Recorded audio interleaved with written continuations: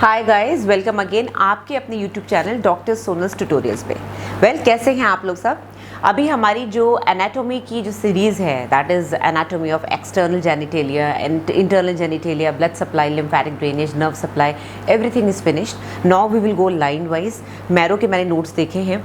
The starting lecture is about in general gametogenesis, oogenesis, spermatogenesis, the basics of obstetrics. So we will be combining उसको हम साथ में DC Dutta और शॉस के साथ कंबाइन करके कुछ कंसाइज एंड शॉर्ट लेक्चर्स बनाते रहेंगे। ओके तो आज का जो लेक्चर है that is dedicated to gametogenesis, that is oogenesis। अब मैंने पर्दा लगा दिया है सो दैट आप कंफ्यूज ना हो जाए, बिकॉज oogenesis काफ़ी लंबा है एंड देन स्पर्मेटोजेनेसिस भी साइड में लिखा हुआ है। तो we will go just one by one with oogenesis first. oogenesis क्या है, गैमेटोजेनेसिस क्या है, स्पर्मेटोजेनेसिस क्या है, what is the difference between two. Spermatogenesis में भी व्हाट इज एग्जैक्टली स्पर्मेटिड्स क्या हैं, या फिर कैपेसिटेशन क्या होता है, या फिर स्पर्मियोजेनेसिस क्या होता है, इस सब पे हम डिस्कस करेंगे। Okay so will try to finish, इसी लेक्चर में हम सब कुछ फिनिश करने की कोशिश करेंगे। तो सबसे पहले हम स्टार्ट करते हैं oogenesis। Know what is exactly gametogenesis. Gametogenesis यानी कि जो हाईली स्पेशलाइज सेल्स होते हैं आपकी बॉडी में, सारे सेल्स डिप्लॉयड होते हैं। वी नो दैट सारे सेल्स में 23 पेयर्स ऑफ क्रोमोसोम्स होते हैं, राइट। जो अपने सेक्स सेल्स हैं उसमें 23 पेयर ऑफ क्रोमोसोम नहीं होता है। सेक्स सेल में 23 क्रोमोसोम्स होते हैं ओनली, यानी कि सिंगल क्रोमोसोम 1 से लेके 23 तक। 22 तो ऑटोसोमल होते हैं, 23rd is a sex chromosome. Okay, females में XX होता है और मेल्स में X and Y होता है। ऑलराइट, तो कमिंग टू oogenesis, oogenesis थोड़ी कॉम्प्लिकेटेड है as compare to spermatogenesis. oogenesis के अगर हम देखें कि कब स्टार्ट होता है, कैसे एक पूरा टाइम टेबल देखें, तो oogenesis बेसिकली स्टार्ट होती है जब आपके प्रिमिटिव जर्म सेल्स, जब बच्चा पेट में पल रहा होता है, जस्ट एम्ब्रियो स्टेज में होता है, तो अराउंड 3rd या 4th वीक ऑफ लाइफ में these PGCs, primitive germ cells, they go to the yolk sac. 3rd week में ये योक सैक पे जाते हैं। अराउंड 3 वीक्स बाद यानी कि 6th वीक में ये 3 की टाइम टेबल, 3 की टेबल चल रही है। 3 1 3, 3 2 6, 3 3 9, इस तरह से चलेगा।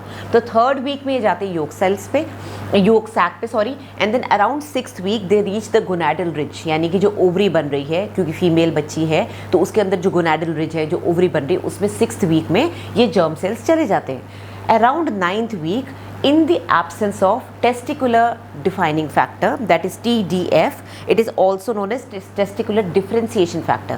क्योंकि फीमेल में ओवरी बनती है, टेस्टिस नहीं बनता है, तो टेस्टिकुलर डिफरेंशिएशन फैक्टर बहुत ज़रूरी है। कभी कभी जब ये नहीं होता है तो मेल फीमेल में कन्फ्यूजन हो जाता है, और ऐसे केसेस हम बाद में पढ़ेंगे। टेस्टिकुलर फेमिनाइजेशन सिंड्रोम क्या होता है, TFS, वो सब क्या होता है, हम बाद में पढ़ेंगे। तो एक नॉर्मल फीमेल में टेस्टिकुलर डिफरेंशिएशन फैक्टर के एब्सेंस में ये जर्म सेल्स जब 6th वीक में गोनाडल रिज में पहुंच जाते हैं तो माइटोसिस होनी शुरू होती है, रेगुलर डिविजन्स शुरू होते हैं, और उसके बाद ये जर्म सेल्स कन्वर्ट होते हैं oogonia में। ये सारा प्रोसेस होता है कॉर्टेक्स में, ओवेरियन कॉर्टेक्स में। ओके, oogonia डबल होते हैं, जैसे कि मैंने बताया एज यूजुअल, जैसे सारे नॉर्मल सेल्स होते हैं। 46XX, यानी कि these are 23 pairs of chromosomes जो कि इसके अंदर oogonia में होते हैं। नाउ oogonia डिवाइड होते रहते, और इनका सबसे ज़्यादा नंबर अगर देखा जाए तो 20th वीक, यानी कि 5वें महीने में जब बच्चा माँ के पेट में पल रहा होता है, उस समय सबसे ज़्यादा oogonia होते हैं, 7 मिलियन।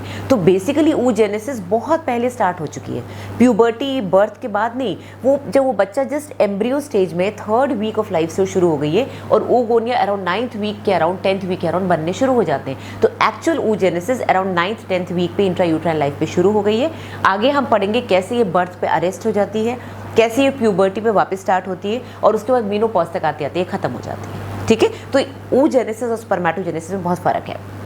देन oogonia जो कि 20th वीक पे 7 मिलियन थे, ये अराउंड 9th 10th वीक के बनने शुरू हो जाते हैं, और around 16th week, 14th to 16th week primary oocytes भी बनने शुरू हो जाते हैं। ठीक है, प्राइमरी oocytes जब बनने शुरू होते हैं तो प्राइमरी oocyte क्या होता है, जो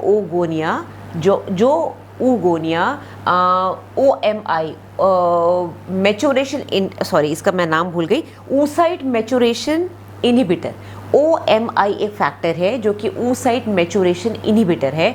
इसकी प्रेजेंस में जो oogonia मियोसिस में अरेस्ट हो जाते हैं। अब आपने मियोसिस की स्टेजेस पढ़ी हैं, प्रोफेज है, देन एनाफेज है, देन टीलोफेज है, ये सारी फेजेस होते हैं इसके। तो ये जब प्रोफेज और मेटाफेज के बीच में जब ये अरेस्ट हो जाता है in the presence of OMI, that is called the diplotene stage, उसको बोलते हैं प्राइमरी oocyte। ये वो oogonia है जो कि अरेस्ट हो चुके हैं, बाकी oogonia डिवाइड होते जा रहे हैं। तो डिवाइड होते होते मैक्सिमम पहुंचते हैं 7 मिलियन जो कि 20th वीक पे होते हैं। अब प्राइमरी oocyte जो अरेस्ट हो गया ये डबल है, इसके अंदर अभी भी क्रोमोसोम्स आधे नहीं हुए, ये अभी भी 46XX ही है, ठीक है। ये अरेस्ट रहेगा एट बर्थ 7 मिलियन से करते करते ये सिर्फ 2 मिलियन रह जाते हैं। प्राइमरी oocyte सिर्फ 2 मिलियन रह जाते हैं, यानी कि बाकी के oogonia डीजनरेट हो गए जो कि 20th वीक पे 7 मिलियन थे, वो सारे के सारे प्राइमरी oocyte में कन्वर्ट नहीं हुए, कुछ कन्वर्ट हुए जो कि बर्थ पे 2 मिलियन रह जाते हैं। Alright, so coming to the time table again, germ cells yolk sac पे पहुंचते हैं 3rd वीक में और 3rd to 4th intrauterine life उस वीक में। Then they reach gonadal ridge at the 6th week. Then these oogonia start forming at around 9th week. At around 12 to 16 week primary oocyte बनना शुरू हो जाता है। अब प्राइमरी oocyte के चारों तरफ कुछ फ्लैट सेल्स आ जाते हैं जो कि अभी हम डायग्राम देखेंगे। आपको पता है कोई भी ओवम ऐसे खाली नहीं रहता, उसके चारों तरफ प्राइमरी फॉलिकल जो प्राइमोडियल फॉलिकल उसके सेल्स होते हैं। तो फ्लैट सेल्स होते हैं जो कि 2 तरह के होते हैं, ग्रैन्युलोसा सेल्स जो कि कॉर्टेक्स में रहते हैं, और थीका सेल्स, इनका क्या फंक्शन है, कौन सा हार्मोन ये सिक्रीट करते हैं बाद में बताएंगे आपको। ईस्ट्रोजन है, इनहिबिन है, प्रोजेस्टेरॉन है, बहुत कुछ है। तो थीका सेल्स रहते हैं मेडुला में, ग्रैन्युलोसा सेल्स रहते हैं कॉर्टेक्स में, ये दोनों मिला के प्राइमोडियल फॉलिकल बनाते हैं। तो प्राइमोडियल फॉलिकल क्या है? It is a collection of flat sales जो कि प्राइमरी oocyte को कवर करके रखता है। ओके, ये बनना शुरू होता है अराउंड 20 वीक्स पे, 15 to 20 वीक्स के आसपास जब ये बन रहे होते हैं 12-16 वीक्स में, तभी ये भी बनने शुरू हो जाते हैं। और ये ख़त्म इनका बनना हो जाता है 24 वीक्स पे, यानी कि by the end of 6th week primordial follicle सारे बन जाते हैं, प्राइमरी oocyte भी बन जाते हैं, और बर्थ तक आते आते सिर्फ 2 मिलियन रह जाते हैं।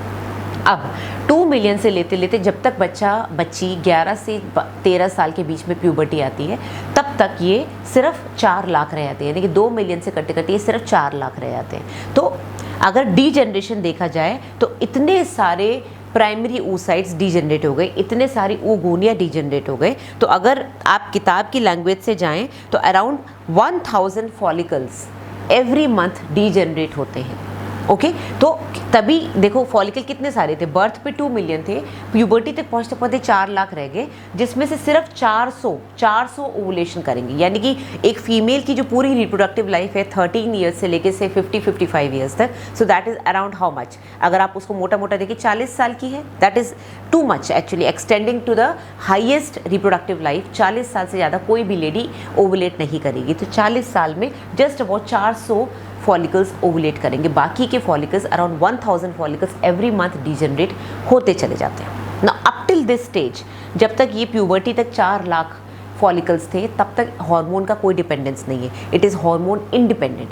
अब जब बच्ची के अंदर हार्मोन बनने शुरू हुए, वो प्यूबर्टी में आ गई, उसका ईस्ट्रोजन, प्रोजेस्टेरॉन, उसकी सारी मेंस्ट्रुअल साइकिल एक्टिवेट हुए, हाइपोथैलेमस, पिट्यूटरी, देन ओवरी, ये सब सर्कुलेट होना शुरू हुए हार्मोन्स। तब ये वो कौन से फॉलिकल्स ओवुलेट करेंगे, कौन से ओवा रिलीज होंगे, अब ये हार्मोन डिपेंडेंट साइकिल शुरू हुई। ठीक है, तो ये हो गई मैच्योरेशन ऑफ ग्राफिन फॉलिकल। अब क्या होता है, प्यूबर्टी तक तो ये अरेस्ट में रहे, प्यूबर्टी के जस्ट पहले 11 से 13 साल के बीच में, प्यूबर्टी से जस्ट पहले इनका मैच्योरेशन शुरू हो जाता है, बिकॉज अभी तक तो प्राइमोडियल फॉलिकल थे, अभी सेकेंडरी फॉलिकल बनेगा।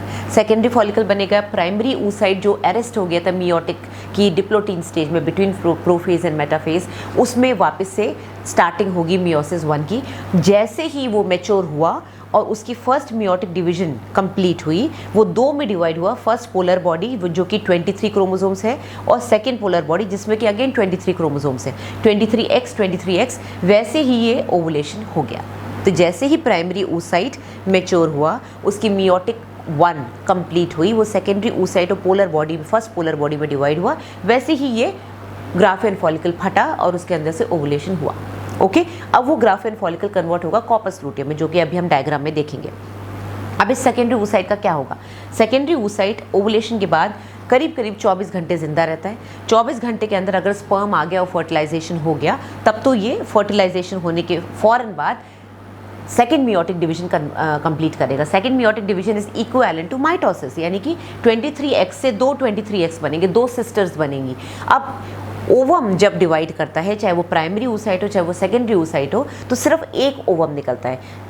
नॉर्मली एक सिंगल सेल से जब मियोटिक डिवीजन होती है तो दो सिस्टर क्रोमो निकलते हैं और उसके बाद दो और निकलते हैं, तो एक सेल 4 को देता है बर्थ, यानी कि एक 46 का जो सेल होता है वो 4 23 वाली डॉटर्स बनाता है, जो कि स्पर्म्स में होता है। बट इसमें ऐसा नहीं है, इसमें भी ऐसा है, देखा जाए तो 23 के दो बन रहे हैं, first polar body, secondary oocyte, then second polar body, then female pronucleus. तो एक्चुअली 4 तो बन रहे हैं, बट इनका साइज अलग है, क्योंकि इसमें पोलर बॉडीज में साइटोप्लाज्म नहीं होता, ये इतनी छोटी सी होती है, इसमें सिर्फ क्रोमोसोम जेनेटिक मटेरियल होता है। तो बेसिकली एक जो प्राइमरी oocyte था उसने सिर्फ एक ही सिस्टर अपनी बनाई है, एक ही बच्चा बनाया है, जिसको कि फीमेल प्रोन्यूक्लियस कहते हैं, जो कि फर्टिलाइज हो गया, बाकी सारे डिजेनरेट हो जाते हैं, राइट। तो बाकी का जो जेनेटिक मटेरियल है, ऐसा नहीं कि स्पर्म्स की तरह खूब सारे ओवा बन गए, ये एक ही ओवम बनता है। ऑलराइट, तो ये first polar body, second polar body जो कि फर्टिलाइजेशन के बाद बनी है, ये डिजेनरेट हो जाती है। कुछ दिनों तक ये ओवम को कुछ न्यूट्रिशन प्रोवाइड करती है, हम बाद में पढ़ेंगे, ठीक है।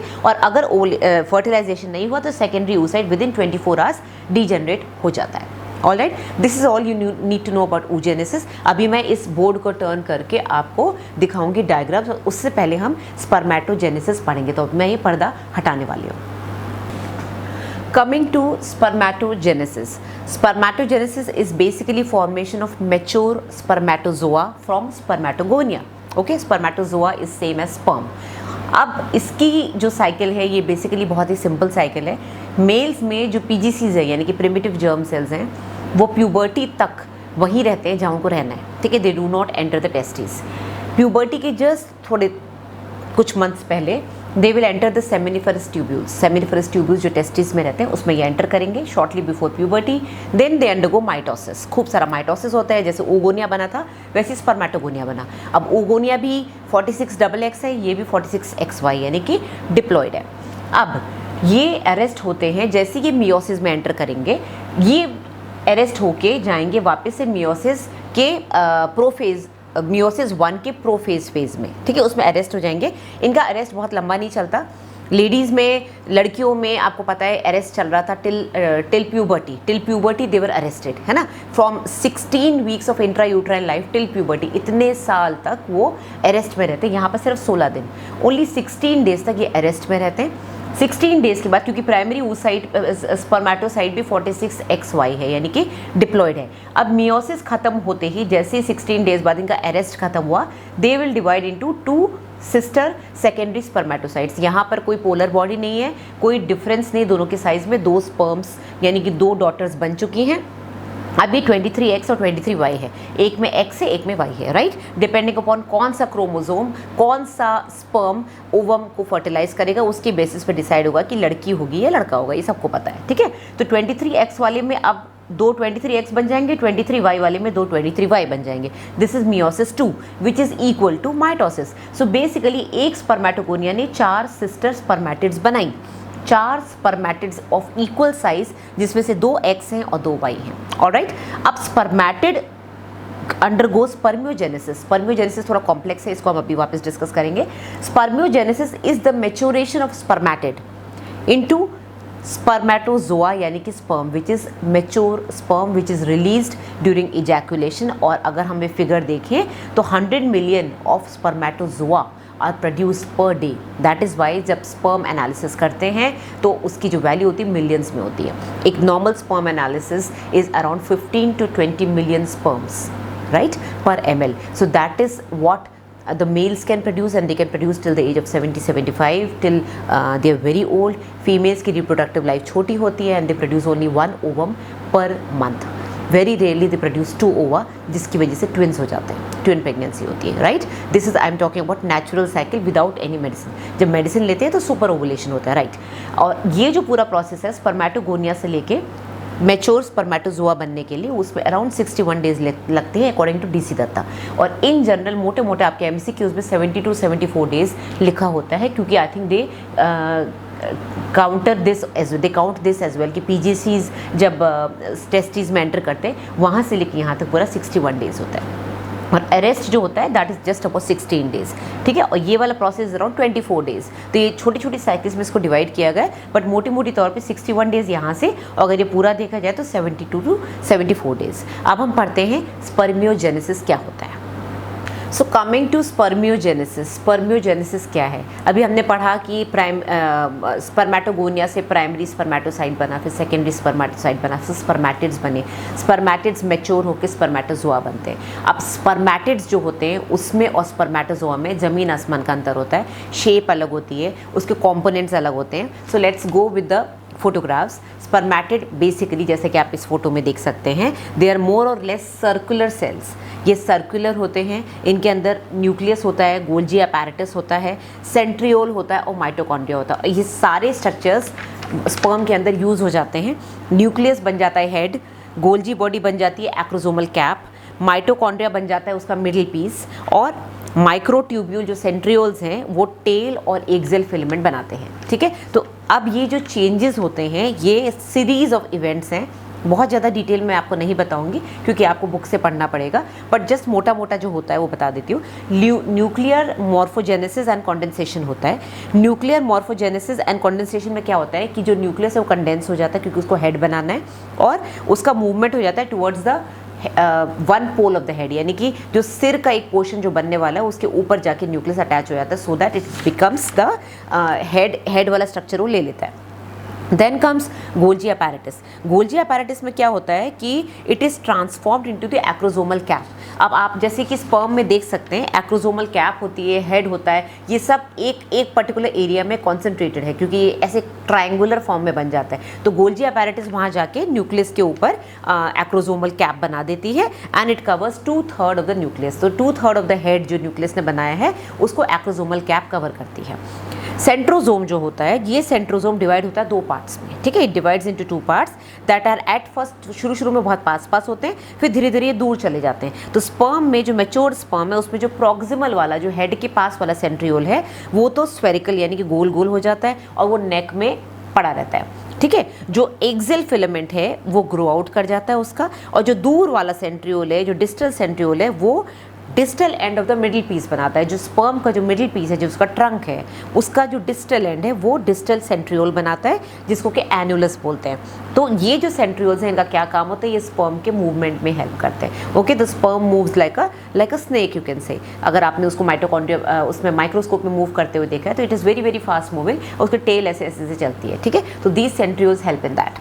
Then coming to mitochondria. Mitochondria in the spermatid gets converted into the middle piece, right? तो it forms a spiral sheath, एक spring की तरह middle piece के around ये ऐसे coil हो जाता है।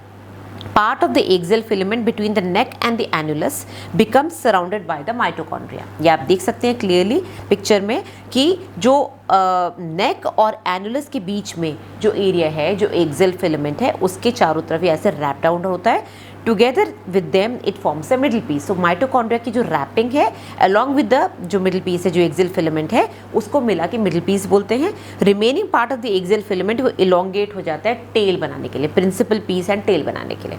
Then coming to cytoplasm. Now rounded जो स्पर्मेटिड था उसका जो साइटोप्लाज्म है वो शेड हो जाता है क्योंकि इतना ज़्यादा हमको साइटोप्लाज्म मैच्योर स्पर्म में नहीं चाहिए। तो जो मैच्योर स्पर्म है वो पतला सा होता है, तो मैक्सिमम साइटोप्लाज्म शेड ऑफ हो जाता है as residual bodies of Renaud, RENAUD, ठीक है।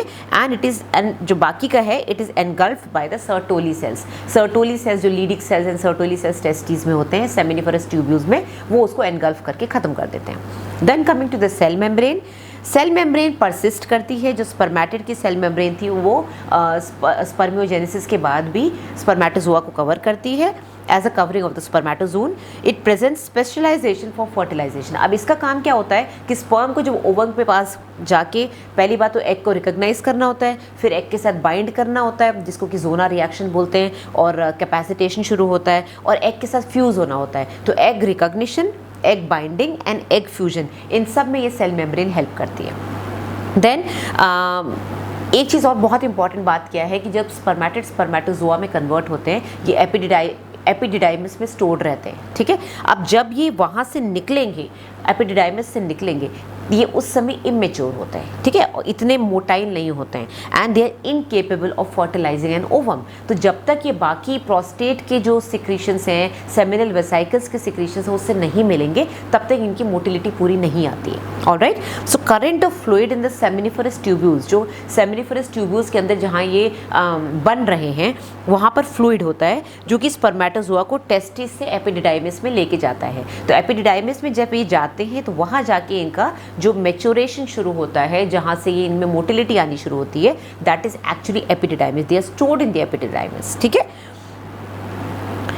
Length of a sperm is 55 microns. I forgot to tell you, ovum is the largest cell. Ovum जो है फीमेल बॉडी का लार्जेस्ट सेल होता है, उसका साइज होता है अराउंड 120 माइक्रोन्स। ये मैंने यहाँ लिखा हुआ है 120 microns, largest cell of the body, and sperm जो है ओनली 55 माइक्रोन्स का साइज होता है, ठीक है। लाइफ स्पैन जो कि हमने ओवा की बताई थी 24 आवर्स तक जिंदा रहता है वो, and waits for fertilisation by the sperm. और स्पर्म जो है फीमेल ट्रैक में अराउंड 72 आवर्स यानी कि 3 दिन तक जिंदा रहता है, ठीक है।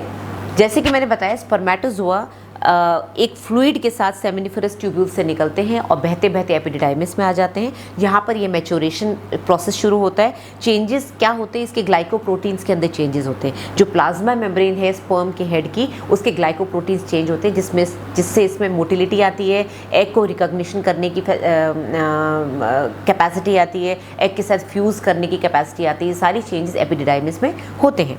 Spermatozoa acquire motility after maturation, थोड़ा मैच्योर होने के बाद एपिडिडाइमिस से जब ये निकलते हैं तो इसमें हल्की सी मोटिलिटी आती है, अब ये मूव करना शुरू करते हैं, ठीक है। लेकिन पूरी तरह से मोटाइल ये तब होते हैं जब ये इजैकुलेशन के समय प्रोस्टेट और सेमिनल वेसाइकल्स के जो सिक्रीशंस है उससे मिक्स होके वास डिफरेंस के थ्रू ये निकलते हैं पेनिस से बाहर, तब ये पूरी तरह से मोटाइल होते हैं, ठीक है।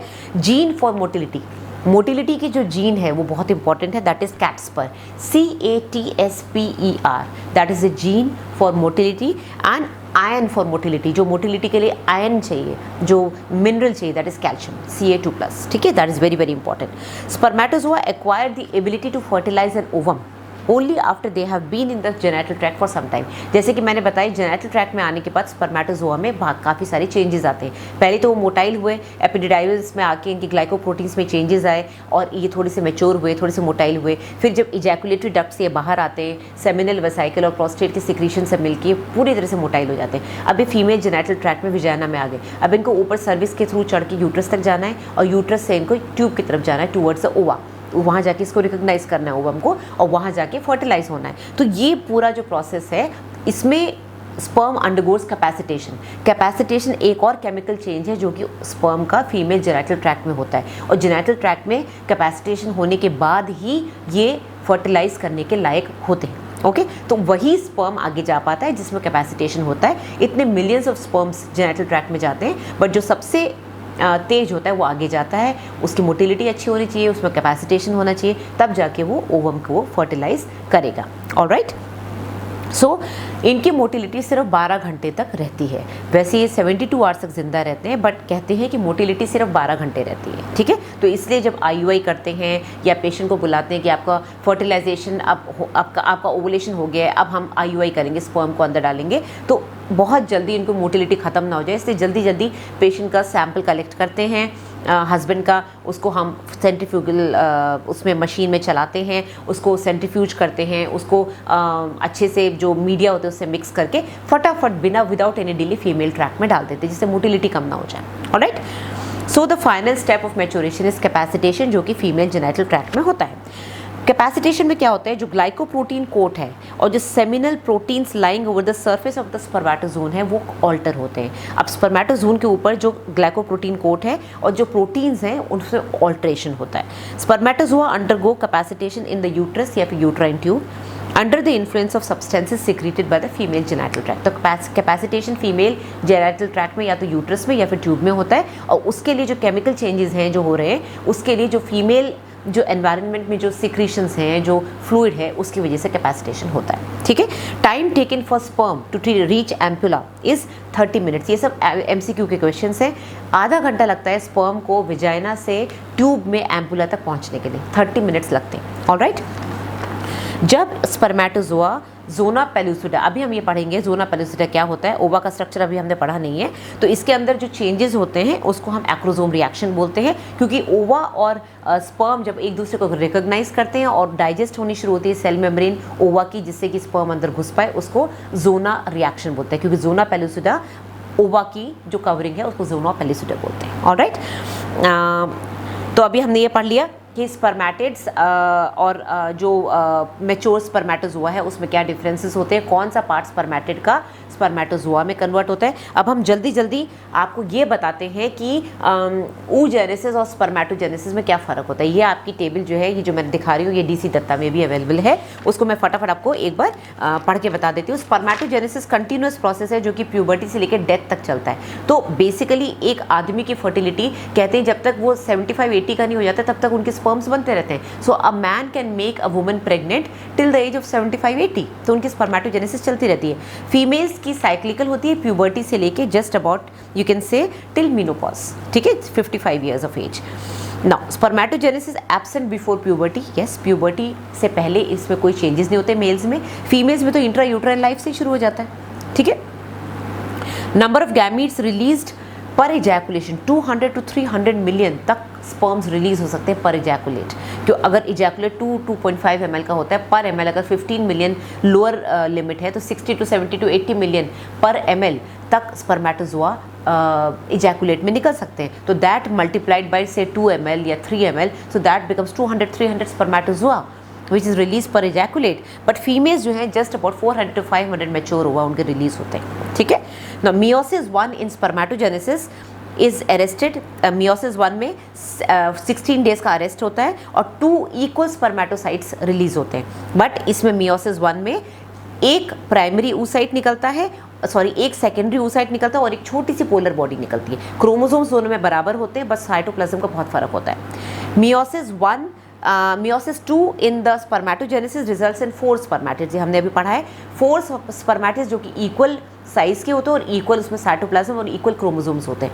फीमेल्स में meiosis 2 results in 1 ova only which is big and 1 secondary polar body which is very small with no cytoplasm which gets degenerated. Relatively short होती है diplotene stage, yes, only 16 days का इसका arrest होता है spermatogenesis में। अगर अपन females में देखें तो ये अरेस्ट होता है from 16th intra uterine life till puberty, that's almost 12-13 years.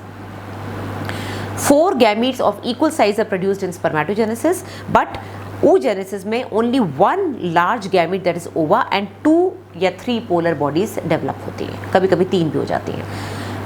Spermatogenesis में it participates in fertilisation only after completion of meiosis, that is completion of meiosis होने के बाद ये ओवम में घुसता है।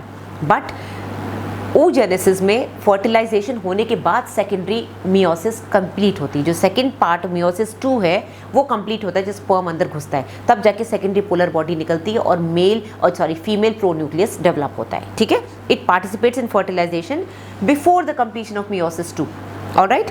देन स्पर्मेटोजेनेसिस में जब प्राइमरी स्पर्मेटोसाइट डिवाइड होता है तो its cytoplasm is equally distributed, अभी हमने पढ़ा है इक्वल डिस्ट्रीब्यूशन होता है। बट प्राइमरी oocyte जब डेवलप होता है तो उसके जो डॉटर सेल होती है वो फर्स्ट पोलर बॉडी और उसके बाद मियोसिस 2 में जो सेकंड पोलर बॉडी वो बहुत छोटी होती है, उनका कुछ फंक्शन नहीं होता है, वो सिर्फ ओवम को थोड़ा सा न्यूट्रिशन देती है, उसके बाद वो डीजनरेट हो जाती है, ठीक है। साइटोप्लाज्म स्पर्मेटोजोआ में जितनी भी डॉटर्स बनती हैं, स्पर्मेटिड्स बनते हैं, स्पर्मेटोजोआ बनते हैं, सब में बराबर रहता है। इसमें जो पूरा साइटोप्लाज्म है oogenesis में ओवम में चला जाता है, पोलर बॉडीज में कोई भी साइटोप्लाज्म नहीं जाता है, alright.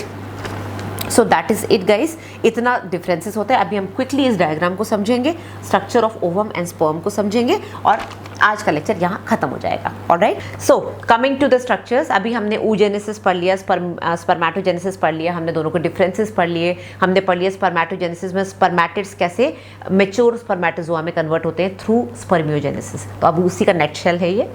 This is what, this is a resting follicle. Resting follicle यानी कि अभी इसके अंदर प्राइमरी oocyte है, ठीक है, क्योंकि प्राइमरी oocyte के चारों तरफ 16 हफ्ते पे ग्रैनुलोसा सेल्स और थीका सेल्स उसको वो कर लेते हैं, सराउंड कर लेते हैं, and this becomes a primary follicle, primordial follicle which is in the resting follicle. अभी ये ओवुलेशन वाला नहीं है, तो इसमें जस्ट एक प्राइमरी oocyte अंदर होता है, तो it is just 0.02 millimetre, very very small follicle, right. और ये फॉलिकुलर एंट्रम है।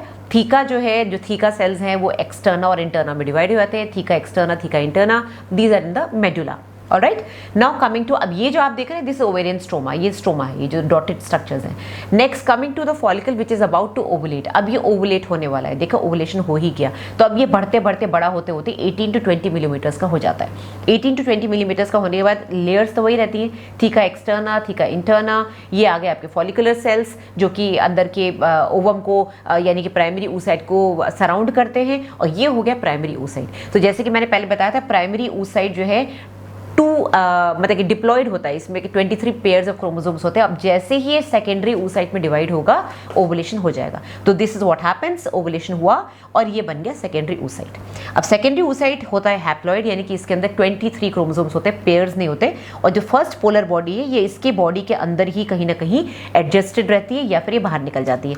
इसका फंक्शन होता है इसको न्यूट्रिशन प्रोवाइड करना, तो इसको डायग्राम क्या इसके अंदर ही दिखाया हुआ है, कई बार ये बाहर भी निकल जाती है, राइट। तो इसका कोई मतलब नहीं, इसके अंदर साइटोप्लाज्म नहीं होता, सिर्फ ये आधा जेनेटिक मटेरियल लेके बाहर निकल जाती है। नाउ सेकेंडरी oocyte के स्ट्रक्चर में कुछ फॉलिकुलर सेल्स जो बाहर रह जाते हैं, ग्रैनुलोसा सेल्स, वो कोरोना रेडिएटा बनाते हैं, क्योंकि रेडिएटिंग एकदम सन की रेज की तरह निकले हुए होते हैं। Zona pellucida is the most important membrane जो कि इसको प्रोटेक्शन प्रोवाइड करती है ओवम को, और इसके through only one sperm can enter, तो वो हम फर्टिलाइजेशन वाले लेक्चर में पढ़ेंगे। जोना पेलुसिडा में कुछ चेंजेस आते हैं, ये अपने अंदर परमेबिलिटी बढ़ाती है जिससे कि स्पर्म इसके अंदर एंटर हो पाए, जो कि नेक्स्ट डायग्राम में है, और जोना रिएक्शन बोलते हैं उसको, वो हम बाद में बताएंगे। दिस इज द विटेलस, यानी कि ये पूरा स्ट्रक्चर जो है ये अंदर न्यूट्रिशन होता है, क्योंकि ये जो फीमेल प्रोन्यूक्लियस अंदर डेवलप हो रहा है, this is exactly the genetic material जो कि डॉटर में या सन में जो भी बच्चा पैदा होगा फर्टिलाइजेशन से, उसमें ये जाएगा। तो this is the entire nuclear material जो कि 23X क्रोमोसोम्स है ओवम में, इसको न्यूट्रिशन प्रोवाइड करने के लिए पूरे विटेलस है, और ये पेरीविटेलाइन स्पेस है, in between the vitellus and the zona pellucida is the perivitelline space. Alright, now coming to this particular structure, that is the follicle after ovulation. Follicle after ovulation becomes corpus luteum, yellow colour का एक structure बन जाता है जिसके अंदर fat cells भर जाते हैं। अब इसके अंदर भी वही ओवेरियन स्ट्रोमा है, कुछ ब्लड वेसल्स आ गए, क्योंकि ओवुलेशन हुआ तो थोड़ी बहुत ओवुलेशन ब्लीडिंग भी होती है कई बार पेशेंट्स को बिकॉज हार्मोनल चेंजेस, तो इसके अंदर ब्लड वेसल्स आए। फिर फाइब्रिन, यानी कि कहीं भी अगर कोई चीज़ निकल जाती है तो वहाँ फाइब्रिन जो फिब्रिनल सेल्स होते हैं वो आ जाते हैं, तो this is fibrin which will make it fibrotic, और ये है लूटियल सेल्स। अब इसी का अगर क्रॉस सेक्शन देखें तो ये इस तरह से डेवलप्ड होता है। Theca lutein cells, granulosa lutein cells, granulosa cells आते हैं कॉर्टेक्स के, थीका होते हैं मेडुला के, और ये हो गया थीका एक्सटर्ना। और ये जो पूरी कैविटी है ये कॉर्पस लूटियम की कैविटी है, जिसके अंदर फाइब्रिन और ब्लड वेसल्स भरे हुए होते हैं। ओवुलेशन होने से कुछ कैपिलरीज बर्स्ट होती है, तो कभी कभी कॉर्पस लूटियम के अंदर सिस्ट बन जाती है, ब्लड भर जाता है, जो कि कभी कभी बहुत बड़ी हो जाती है और प्रेगनेंसी की तरह मिमिक करती है। कुछ पेशेंट्स में मैंने ऑपरेट करा है, कॉर्पस लूटियम सिस्ट इतनी बड़ी हो गई ऐसा लगा एक्टोपिक प्रेगनेंसी है, और प्रेगनेंसी टेस्ट भी पॉजिटिव आ रहा था उस पेशेंट का। That is very very rare, but ऐसा हो जाता है। तो this cavity fills up with normally fluid, कभी कभी ब्लड, और ये अपने आप ही एब्जॉर्ब हो जाता है। प्रेग्नेंट लेडीज़ में जो हम सोनोग्राफी करते हैं शुरू के 6 हफ्ते, 1.5-2 महीने, तब तक ये हमको सिस्ट दिखती है, धीरे धीरे अपने आप एब्जॉर्ब हो जाती है। Okay, so this is the fate of the follicle, the primordial follicle after ovulation. Next coming to the ovum, अभी हमने पढ़ लिया ये सेकेंडरी oocyte जो कि निकल गया बाहर। अब इसकी प्राइमरी oocyte की जो मियोसिस 1 है वो कंप्लीट होके ये 2 हैप्लॉइड स्ट्रक्चर्स बन गए, first polar body and secondary oocyte। अब सेकेंडरी oocyte जब तक इसमें स्पर्म एंटर नहीं करेगा, ये मियोसिस 2 में एंटर नहीं करेगा।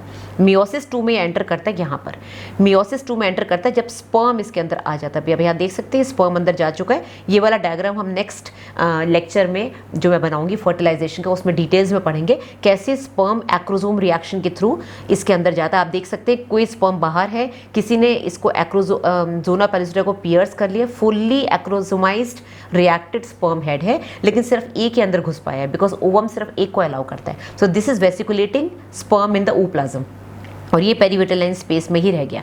And this is the centriole, क्योंकि अब oocyte जो सेकेंडरी oocyte है उसके अंदर मियोसिस 2 स्टार्ट होगी, और मियोसिस 2 स्टार्ट होते ही फीमेल प्रोन्यूक्लियस और ये सेकेंडरी पोलर बॉडी निकल जाएगी। सेकेंडरी पोलर बॉडी में 23 क्रोमोसोम्स निकल गए, पर फर्स्ट पोलर बॉडी पहले से पड़ी हुई थी। अब ये 2 न्यूक्लियस मिलकर जाइगोट बनाएंगे और एम्ब्रियो बनाएंगे। ऑलराइट, तो ये इतना पार्ट हम नेक्स्ट लेक्चर में डिटेल्स में पढ़ेंगे, फर्टिलाइजेशन क्या होता है। Coming to the structure of sperm जो हमने अभी पढ़ा है, स्पर्मियोजेनेसिस के बाद कैसे स्पर्मेटोजोआ में कन्वर्ट होता है। This is the mature spermatozoa. ये हो गया एक्रोसोम, ये दिख रहा है आपको एक्रोसोमल कैप, ये प्लाज्मा मेम्ब्रेन है। एक्रोसोमल कैप हमने पढ़ी थी गोल्जी अपैरेटस से बनती है, और जो ये हेड है ये न्यूक्लियस से बनता है। अब एक्रोसोमल मेम्ब्रेन की आउटर एंड इनर मेम्ब्रेन्स होती हैं, outer acrosomal membrane, inner acrosomal membrane. तो ये जो 2 लाइंस आपको दिख रही हैं ये एक्रोसोम की मेम्ब्रेन्स है। ये इक्वेटोरियल पार्ट है और ये पोस्ट एक्रोसोमल पार्ट है। तो ये पूरा तो हो गया उसका ऊपर वाली बॉडी स्पर्म की, और इतना स्ट्रक्चर होता है हेड, जिसको कि ऊपर से actually this is full head, ये पूरा हेड है जो न्यूक्लियस है, और इसको ऊपर से जो कवर करता है दैट इज गोल्जी अपैरेटस का एक्रोसोम। और उसके बाद आते हैं मिडिल शीथ में, ये जो माइटोकॉन्ड्रिया हमने पढ़ा था वो इसके ऊपर जो स्पाइरल जो आप देख सकते हैं, पूरे मिडिल पीस को इसने ऐसे स्पाइरल की तरह करा हुआ, कॉइल करा हुआ है। So this is the middle piece, this is called the neck, जिसपे सेंट्रियोल का जो प्रॉक्सिमल वाला सेंट्रियोल है वो यहाँ रहता है, और जो डिस्टल सेंट्रियोल है वो यहाँ पर एंड में आ जाता है। ये सेंट्रियोल्स जो है इसकी मोटिलिटी में हेल्प करते हैं। Then coming to the last part that is the principal piece and the end piece. तो ये हमने पढ़ा था अभी कि कैसे स्पर्मियोजेनेसिस से मैच्योर स्पर्मेटोजोआ पड़ता है। और अगर आप इसको डायग्राम में देखेंगे, इसके हम डिटेल्स में नहीं जाएंगे, आपको रटना पड़ेगा। इसके अंदर 9 पेयर्स ऑफ माइक्रोट्यूब्यूल्स होते हैं, और ये माइक्रोट्यूब्यूल्स आपस में कनेक्टेड होते हैं थ्रू द रेडिएटिंग स्पोक्स। जैसे टायर के स्पोक्स होते हैं, तो टायर में वो जो स्पोक्स होते हैं वो टोटल इसमें 9 होते हैं, बीच में सेंट्रल ट्यूब्यूल होता है और बाहर ये डबल माइक्रोट्यूब्यूल्स होता है। इनका काम होता है स्पर्म की जो एनर्जी है, जो एनर्जी लेवल है जिससे ये चलता है, उसको मेंटेन करना।